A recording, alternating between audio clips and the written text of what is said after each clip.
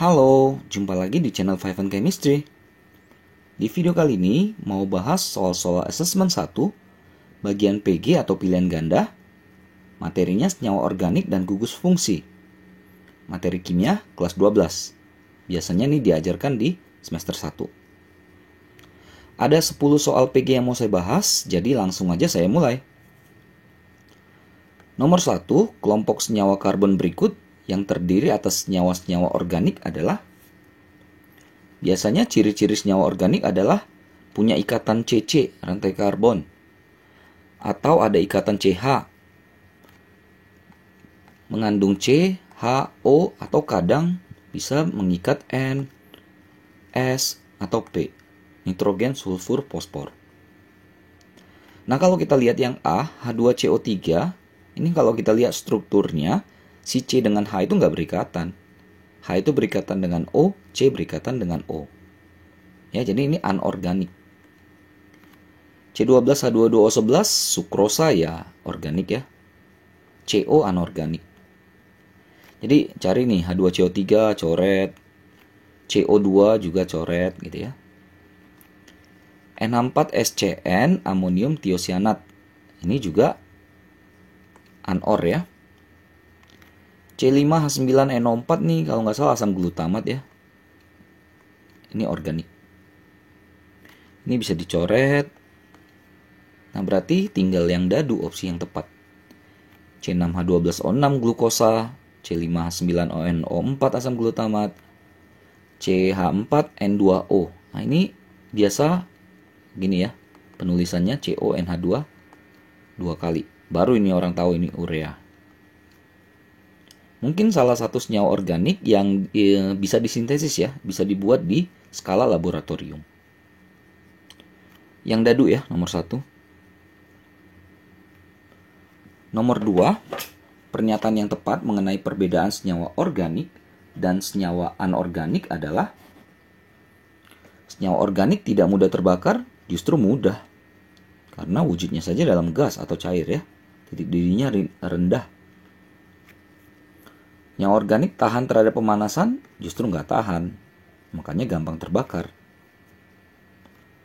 Titik didih tinggi, rendah ya. Organik tidak dapat mengantarkan arus listrik, sedangkan anorganik dapat mengantarkan listrik, benar. Senyawa organik hanya ditemukan pada makhluk hidup, sedangkan anorganik hanya ditemukan pada bahan mineral. Ini definisi lama ya. Senyawa organik dengan anorganik itu didasarkan kepada sumbernya. Tapi kan lama-kelamaan beberapa senyawa organik malah dapat disintesis di laboratorium. Jadi dia nggak berasal dari makhluk hidup. Jadi kurang tepat ini ya. Yang dadu nomor 2.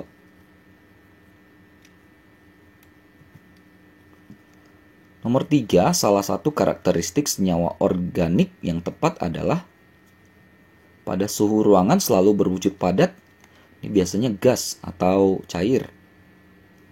Reaktivitas terhadap senyawa lain rendah, ini bisa ya, karena organik itu kan molekuler ya, jadi lebih lambat dia reaksinya dibandingkan dengan yang anorganik, ikatan ionik. Berikatan secara kovalen, nah ini juga benar nih. Bersifat polar, beberapa iya, tapi mostly kebanyakan dia cenderung bersifat non-polar. Mudah larut dalam air, air itu kan polar. Kalau organik itu non-polar, air polar berarti nggak nyampur, nggak nyambung. Ya, jadi organik itu suka pada yang non-polar. Jadi bisa B dengan C nih, walaupun saya lebih prefer ke C ya. Nomor 4, senyawa turunan hidrokarbon yang mengikat gugus fungsi CHO. Termasuk ke dalam senyawa golongan apa? Nah, ini aldehid ya. Mudah-mudahan untuk yang lihat gugus fungsi teman-teman pada bisa ya. Nomor 5, senyawa capsaicin merupakan senyawa aktif yang terkandung dalam cabai. Senyawa ini bersifat neurotoksin atau racun saraf dan mengiritasi jaringan yang terkena. Sensasi terbakar yang timbul dikenal sebagai rasa pedas. Ini struktur dari capsaicin. Pernyataan yang tepat mengenai gugus fungsi yang dimiliki oleh struktur tersebut adalah, kita bongkar aja ya, ini OH ini hidroksi atau hidroksil. Ada satu ya. Yang seperti ini kan O. Nah gini, ada alkil mengikat O, mengantarai O ya. Ini ether atau alkoksi. Ada satu juga. Ini yang C seperti ini, CO rangkap, namanya karbonil. Ada satu juga. Ini N ikat H1, sisanya alkil-alkil. Ini yang namanya amina sekunder. Ya, amina yang dua tangannya sudah berikatan dengan karbon lain. Ada satu juga nih. Yang A, 2 gugus karbonil, udah pasti salah. Yang B, 1 gugus karbonil, oke. Amina tersier, harusnya sekunder. Yang C, 1 gugus hidroksil, benar. 2 gugus alkoksi, salah.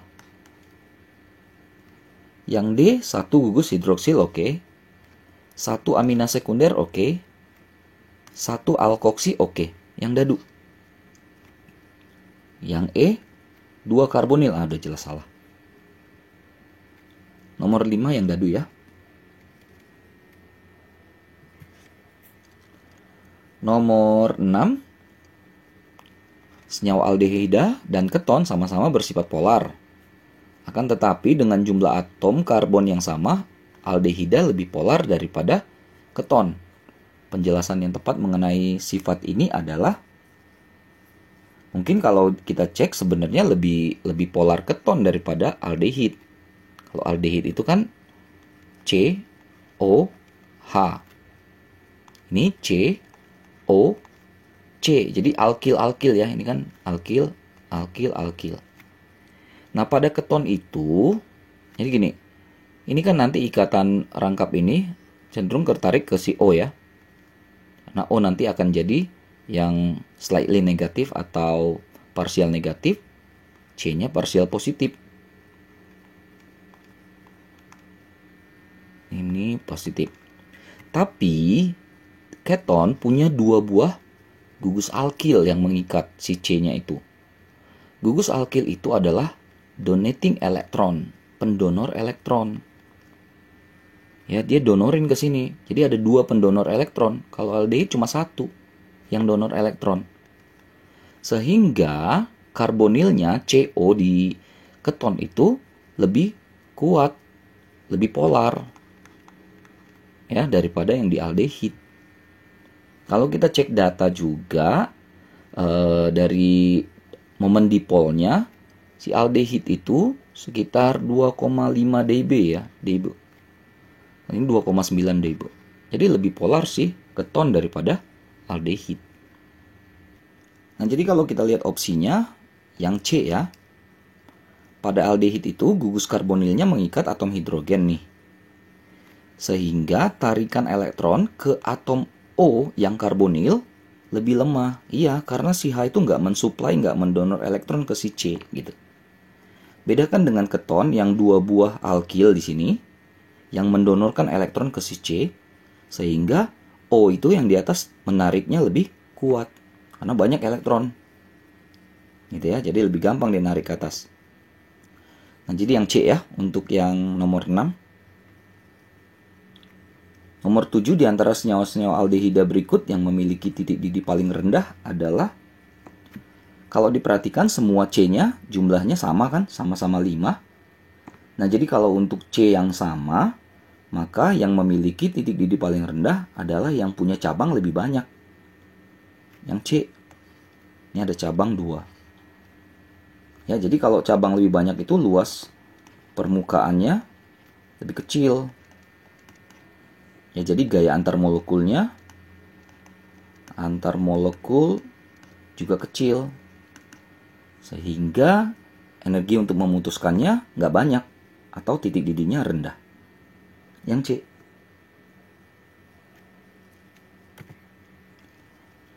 8. Cermati beberapa struktur senyawa berikut. 1, 2, 3 ya. Urutan senyawa dari yang memiliki titik didih paling tinggi ditunjukkan oleh angka berapa. Ini kan butanon ya, atau 2 butanon. Ini butanal aldehid. Ini 1 butanol.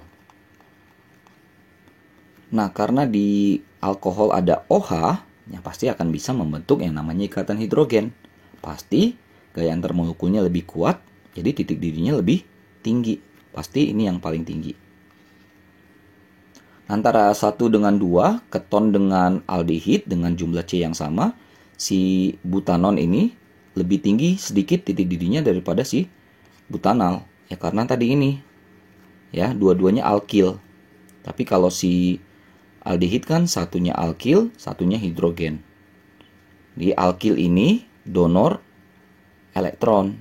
Jadi ada 2 sumber elektron pendonor yang mengakibatkan ini lebih polar dibandingkan yang aldehid. Sehingga titik didih keton sedikit lebih tinggi daripada aldehid. Kalau mau searching juga, si butanol itu saya udah searching sekitar 117,7 derajat Celcius. Butanal itu 74,8, hampir 75 lah derajat Celcius. Sedangkan si butanon itu 79,64 derajat Celcius. Kan terlihat kan? Alkohol, keton sedikit lebih tinggi daripada aldehid. 312 yang E. 9. Perhatikan 2 struktur berikut. 1 dengan 2, yang satu itu aldehid, yang satu alkohol. Pernyataan yang tepat mengenai titik leleh, udah jelas ya, titik didih, titik leleh alkohol tuh lebih tinggi. Berarti yang satu lebih rendah dari yang kedua. Langsung ketemu nih yang A. Ya, ada OH itu berarti dapat membentuk ikatan hidrogen yang kuat ya. 10. Aspirin merupakan senyawa yang dimanfaatkan sebagai obat untuk meredakan nyeri, demam, dan peradangan. Struktur aspirin punya rantai siklik CCC yang ketutup gitu ya, yang melingkar. 1 gugus ester, 1 gugus karboksilat. Berdasarkan penjelasan tersebut, struktur aspirin yang benar mana? Rantai siklik itu maksudnya yang ini ya. Lalu juga punya ester. Ester itu adalah COOC gitu ya. Lalu karboksilat berarti COOH. Ini karboksilat. Ini ester. Ini rantai siklik. Nah, berarti yang A. Oke, selesai ya. 10 soal senyawa organik dan gugus fungsi. Beberapa soal agak tricky, tapi mudah-mudahan ini bisa jadi bahan buat diskusi kita. Jadi nanti teman-teman boleh searching gitu ya, boleh bantu juga menganalisis, boleh juga komen-komen. Kita intinya pokoknya belajar bareng. Oke? Mudah-mudahan bisa membantu buat teman-teman yang terutama sedang belajar materi ini. Mohon maaf ya, kesalahan kekurangan, cuma niat bantu saja. Jangan lupa cek terus, update terus video-video terbaru lainnya di channel Five and Chemistry ini. Sampai jumpa dan bye-bye.